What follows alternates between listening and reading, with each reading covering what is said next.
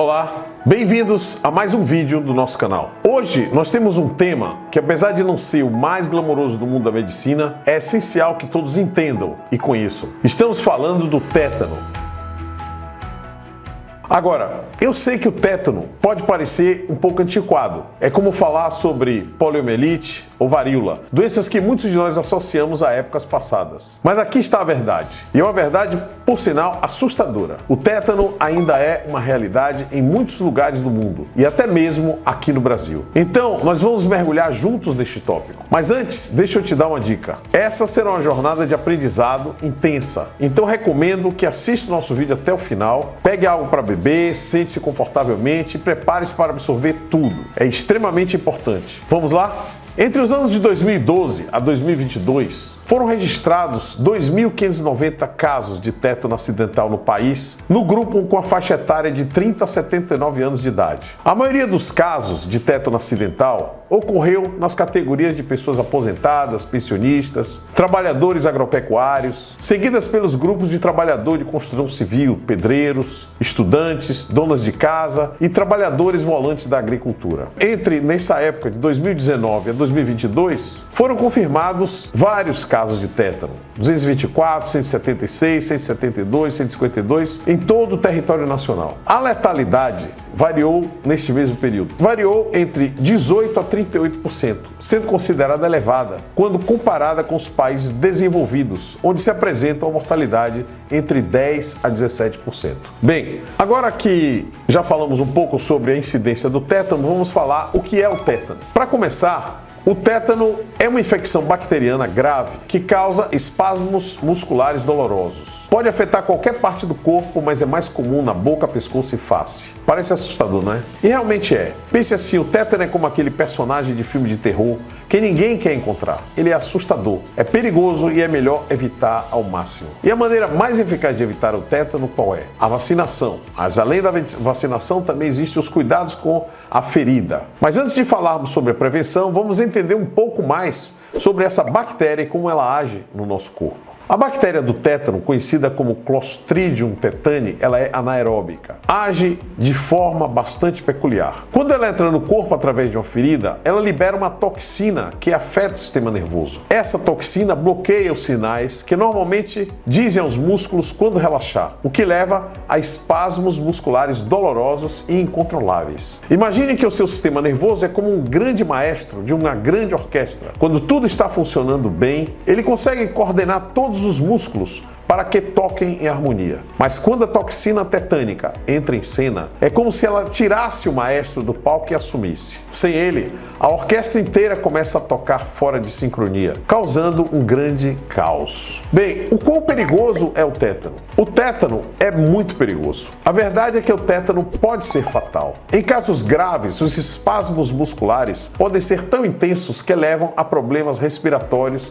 e cardíacos, levando pacientes a ficarem até 2 meses no respirador, sendo necessário realizar uma traqueostomia e tudo mais. E, infelizmente, uma vez que os sintomas do tétano começam, eles podem ser muito difíceis de tratar. Então nós podemos dizer que o tétano é como um incêndio florestal. É muito mais fácil preveni-lo do que tentar controlá-lo depois que ele começou. Mas não se preocupe, nós temos uma ferramenta muito eficaz na prevenção do tétano. Aliás, uma não, 2. A primeira delas é a limpeza do ferimento adequada por uma pessoa capacitada. E a segunda, a vacinação. Vamos falar um pouco sobre a vacinação. Como a vacinação pode prevenir o tétano? Sim, você ouviu direito. A vacina contra o tétano é extremamente eficaz e segura. Ela ajuda o nosso corpo a desenvolver imunidade contra a toxina produzida pela bactéria tetânica. O que significa que se você for exposto à bactéria, seu corpo já estará preparado para combatê-la. Imagine a vacina como um super-herói que treina o seu corpo para se defender contra o vilão do tétano. Ela nos dá superpoderes para combater a infecção antes que ela possa nos causar problemas. Agora que nós já entendemos o que é o tétano e como podemos preveni-lo, nós vamos falar sobre os sinais que podem indicar que alguém está com tétano. Existem 5 sinais de tétano que você nunca deve ignorar. Mas lembre-se, esses 5 sinais nunca você deve esperar que eles cheguem, que eles aconteçam. Sempre cuide do ferimento e tenha cuidado com a sua vacina. O primeiro sinal são os espasmos musculares, quer dizer, isso já depois do tétano instalado. Eles não são os espasmos musculares comuns que você pode experimentar após um treino intenso. Os espasmos causados pelo tétano são muito mais intensos e podem ocorrer em qualquer parte do corpo. Eles são como se você tivesse um elefante sentado no seu peito. É difícil ignorar, é extremamente desconfortável. Se você experimentar esse tipo de espasmos, é hora de você procurar ajuda médica. O segundo sinal é o trismo, ou mandíbula travada. Acontece quando os músculos do seu rosto e pescoço começam a se contrair, dificultando a abertura da boca. É como ter um elástico super apertado ao redor do seu rosto que não te deixa abrir a boca. Não é nada divertido e é definitivamente um sinal de que algo está errado. Então, procure ajuda médica nessas situações. Terceiro sinal, a dificuldade em engolir. Este sinal pode indicar a presença do tétano. A dificuldade em engolir, também conhecida como disfagia, ela ocorre devido à rigidez dos músculos do pescoço e da garganta. Imagine tentar engolir um pedaço de pão, mas parece que há uma parede de tijolos bloqueando o caminho. Isso é disfagia e é mais um sinal de que você pode estar lidando com o tétano. Claro que associado a um ferimento prévio, que não foi bem cuidado. É muito importante pontuar essa situação.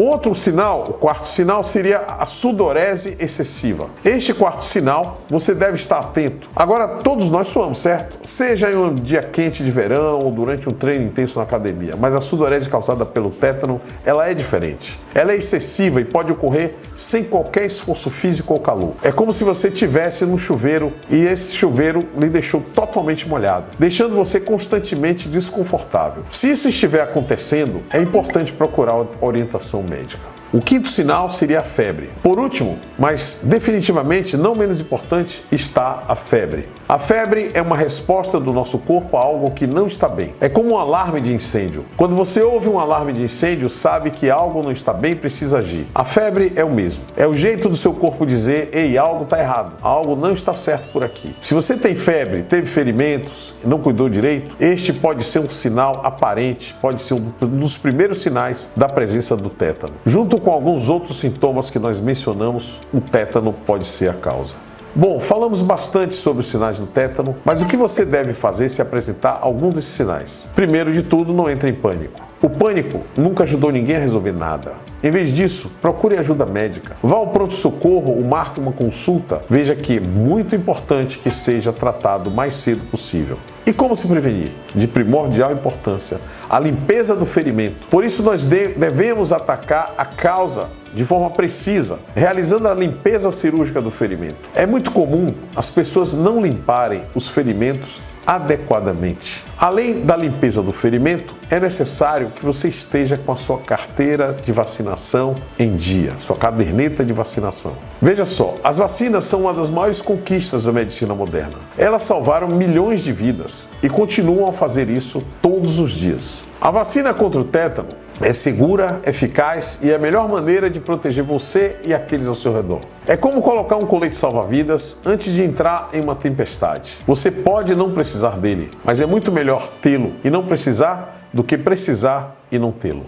No Brasil, nós tivemos 973 mortes por tétano em 9 anos. A doença ainda é um problema de saúde pública, diz o Ministério da Saúde. Com a vacina disponível desde os anos 1950, o tétano infectou ainda assim 2.939 brasileiros entre 2007 e 2016. Homens pardos, aposentados, são os mais afetados, segundo o relatório do Ministério da Saúde. Hoje, a vacinação contra o tétano é dada em 3 doses na infância e especialistas aconselham ainda o reforço a cada 10 anos. O Ministério da Saúde alerta que a imunização só é garantida após o indivíduo completar todas as doses. Quem não tomou na infância pode começar a imunização na idade adulta. Dentre os casos de tétano confirmados no Brasil, muitos são os que sequer sabiam que tinham tomado a vacina. Dentre os que sabiam, 31,4% nunca tinha se vacinado e 13,5% tomou apenas uma dose. A partir da segunda dose, o índice de infecção diminuiu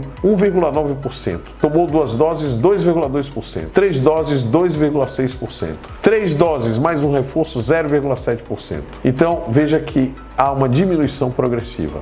Apesar de prevenível com imunizante, o tétano tem uma alta mortalidade, cerca de 33,1% de mortes entre os casos. De cada 100 casos que adoecem, cerca de 35 a 40 morrem. O tétano é um importante problema de saúde pública. Apresenta alta letalidade e um elevado custo para o tratamento. Estes dados são relatados pela Secretaria de Vigilância em Saúde. O tétano não é contagioso. A doença ocorre, como eu já disse, quando o ferimento é profundo e há introdução de bactéria em grandes quantidades nessas lesões. A maioria das pessoas se machuca em casa, 31,5%, ou em vias públicas. O Ministério da Saúde informa que 73,1% dos casos ocorrem em áreas urbanas. Quando confirmados os casos de tétano, nós temos cerca de várias notificações do Ministério da Saúde. Em 44,5% dos casos, a principal porta de entrada para a doença foi um ferimento por perfuração, principalmente em membros inferiores, cerca de 66%. Entre os mais infectados estão indivíduos entre 35 a 64 anos, do sexo masculino e da raça parda. Então, aposentados, pedreiros, donos de casa, trabalhadores agropecuários foram sempre os mais acometidos, sendo constatados cerca de 58% de incidência nessa população. A doença começa com uma febre baixa, rigidez muscular e espasmos e contraturas. Em geral, o paciente se mantém consciente e lúcido. A internação deve ser imediata e o tratamento consiste em